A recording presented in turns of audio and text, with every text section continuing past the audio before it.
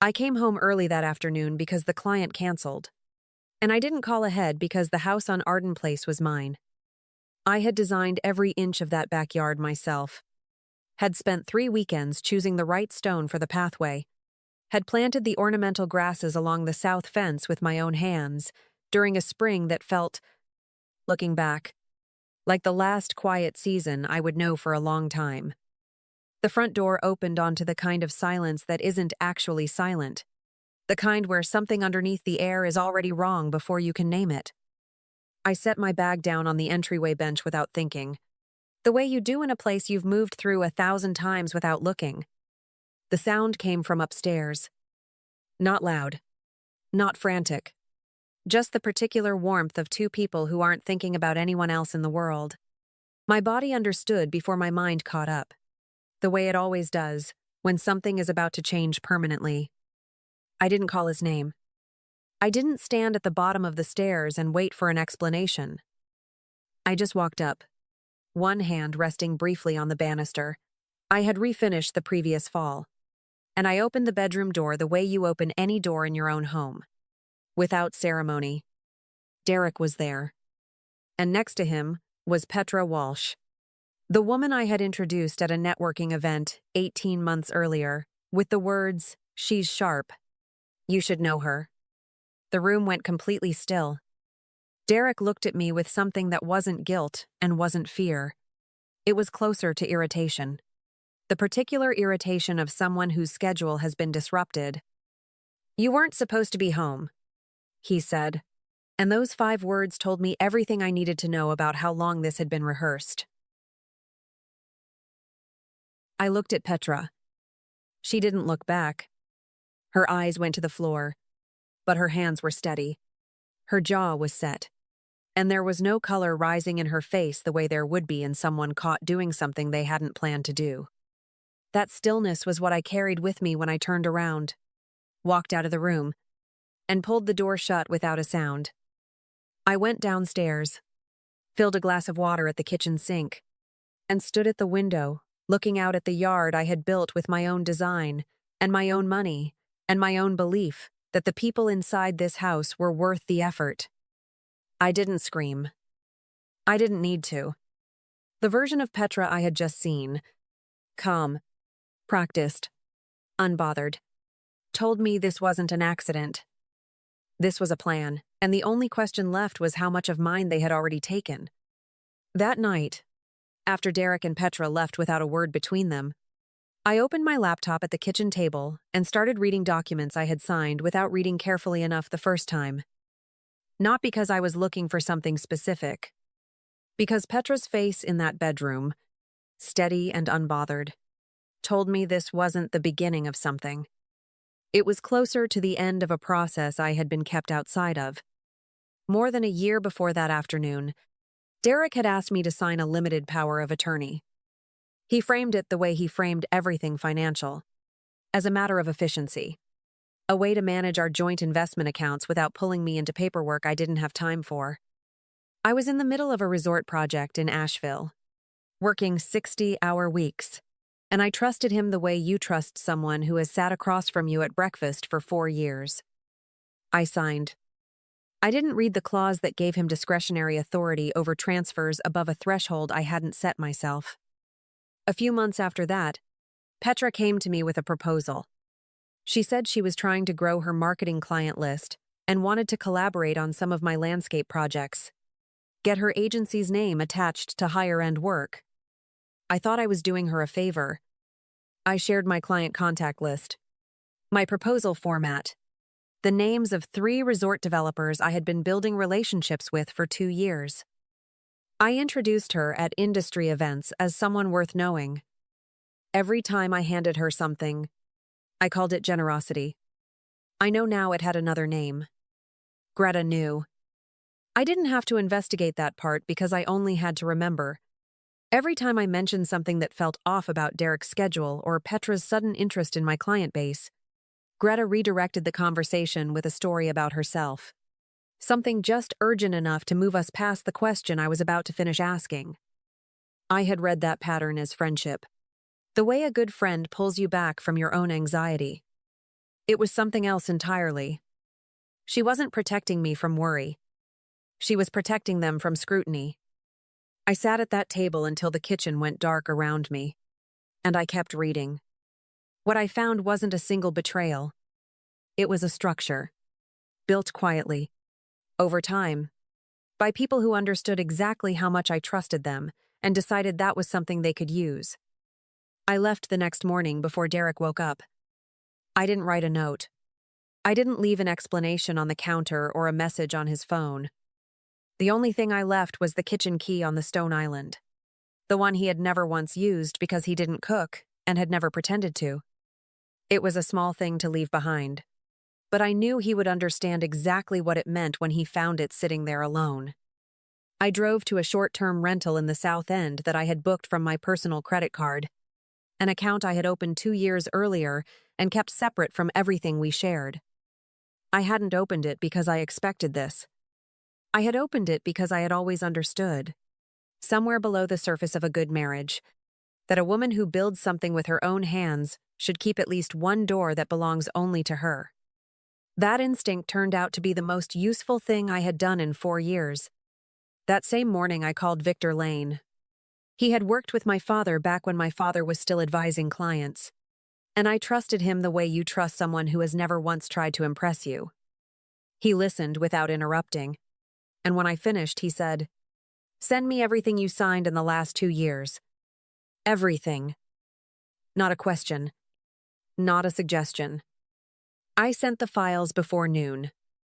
I also called Simone Tate, a name I had heard once at an industry lunch from a colleague who mentioned her the way people mention someone they hope they never need.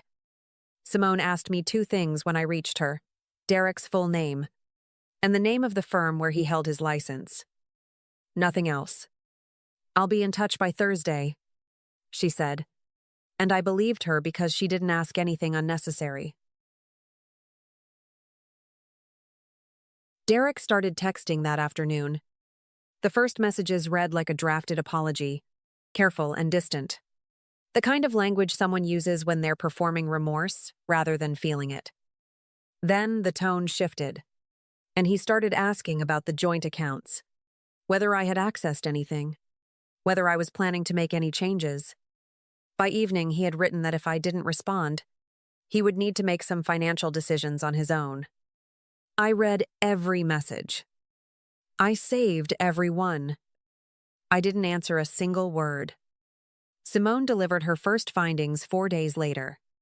She had traced a savings account opened under Derek's name alone, timed almost exactly to the month he had asked me to sign the power of attorney, as if one had been built to feed the other. The transfers in were small and regular, calibrated to stay beneath the threshold that would trigger automatic reporting flags, pulled from the joint investment account that I had contributed to equally for 4 years and assumed was being managed in both our names. I sat in the South End apartment reading the documentation and felt something settle in my chest. Not grief, but the specific clarity that comes when a suspicion you've been carrying finally has a shape. Victor called me within an hour of receiving Simone's file. His voice had the measured pace of someone who has delivered this kind of information before and knows that the person on the other end needs facts, not comfort. What he did may constitute financial fraud within the marriage. He said, "In North Carolina, under equitable distribution law, this changes the entire calculation. And depending on how the transfers were recorded, it could also open a separate civil claim." I wrote down every word he said, not because I would forget it, but because I needed to see it on paper in my own handwriting. The following week, Simone sent a second file, and this one was about Petra. She had used the client contact list I shared with her to reach out to 3 resort developers I had been cultivating relationships with for the better part of 2 years, positioning herself as someone affiliated with my firm, close enough to my name to be credible, vague enough to avoid anything provable. One of those developers had already redirected a portion of their marketing budget to Petra's agency without notifying me, believing the referral had come through me. It hadn't. Nothing she had done had come through me. It had only been built on top of what I gave her freely, because I thought I was being generous. I didn't go to Petra's office. I didn't call her. I pulled every original email from my own account, documented the timestamps, noted where her outreach had overlapped with information only I could have provided, and sent the full file to Victor. He knew exactly what to do with it, in ways I didn't need to understand yet. About Greta. I didn't need an investigation. I only needed my own memory. Every deflection. Every well-timed story about her own life that arrived precisely when I was about to finish a thought about Derek or Petra. Every question she asked that was really just a way of finding out how much I knew. She hadn't been protecting my feelings. She had been managing my attention. I sent her one message. 2 words. No punctuation. I know. She never wrote back. And I didn't wait for her to. I didn't file anything in court right away. I understood how Charlotte worked. How the financial and design communities in this city were smaller than they appeared from the outside. And how a person's reputation moved faster than any legal process ever could. What happened next depended entirely on who spoke first and what they were able to prove when they did. Victor submitted a formal complaint to FINRA, the federal authority that oversees financial advisors and their licensing, along with a documented file of the irregular transfers Simone had traced from the joint investment account to Derek's undisclosed savings account. FINRA doesn't require a court order to open an investigation. They require a clean paper trail and specific evidence of potential misconduct. And that is exactly what Victor gave them. Derek received written notice of the inquiry 3 days later. I didn't need to be in the room to know what that piece of mail felt like in his hands, because I knew how much his license meant to him. More than the marriage. More than most things he claimed to value. With Petra, I chose a different angle entirely. I contacted the 3 resort developers directly, not to accuse her of anything, but to clarify the record on my end, who held the original design contracts, who owned the creative rights to the concepts she had been presenting in conversations with them, and who had authorized her to make contact on terms that implied any formal connection to my firm. I laid out the facts in writing, attached the original project documentation, and let each client draw their own conclusions. 2 of them came back to me within the week. The 3rd requested that Petra's agency return a retainer paid under terms that turned out to have no valid authorization letter behind them. Petra started calling after that. I let every call go to voicemail, listened to each message once, and forwarded the recordings to Victor without comment. She escalated from apologetic to explanatory to something that edged toward threatening, and each shift in tone only added to the file. She had spent months presenting herself as someone with connections and authority she hadn't earned. And now the people she had borrowed my name to impress were asking questions she couldn't answer cleanly. Greta I handled by doing nothing at all, which turned out to be exactly enough. In the event planning world in Charlotte, your next opportunity almost always comes through someone who knows someone you've already worked with.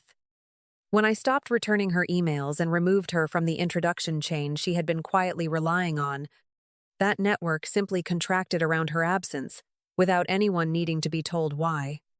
She reached out once more after weeks of silence. A long message explaining that she'd had no real choice, that she had been caught in the middle. I read it, felt nothing particular, and let it sit unanswered in my inbox where it could do no more damage than it already had. FINRA issued a formal notice of suspension of Derek's CFP license while the investigation remained open. His firm placed him on administrative leave the same week, not because they had reached any conclusion about his guilt, but because in the wealth management industry, an active federal inquiry is enough to make anyone's name a liability in every client file it touches. He had spent 4 years building a professional identity in Charlotte's financial community, and it began coming apart, not through any dramatic public confrontation, but through the quiet, orderly withdrawal of institutional trust, which is the only kind that actually matters in that world. Derek hired his own attorney and requested a negotiation on asset division. Victor had already prepared for this. Under North Carolina's equitable distribution framework, the documented transfers Simone had traced Funds moved from a marital account into an undisclosed personal account during the marriage. Shifted the legal picture significantly. What Derek had likely assumed would be a standard split became instead a negotiation where he had very little leverage and a growing paper trail that neither side wanted to test in open court. He agreed to relinquish any claim against my design firm, signed the paperwork withdrawing the power of attorney, and accepted terms Victor had drafted before Derek's attorney even asked for the first meeting. The divorce was finalized through the administrative process in under 90 days. No trial, no courtroom, no audience. Petra lost her position at the agency within 3 weeks of the fallout, reaching the clients she had approached using my name. It wasn't framed publicly as a firing for ethical reasons, because agencies rarely frame anything that way. 2 significant accounts had become complicated. Her name was attached to both situations.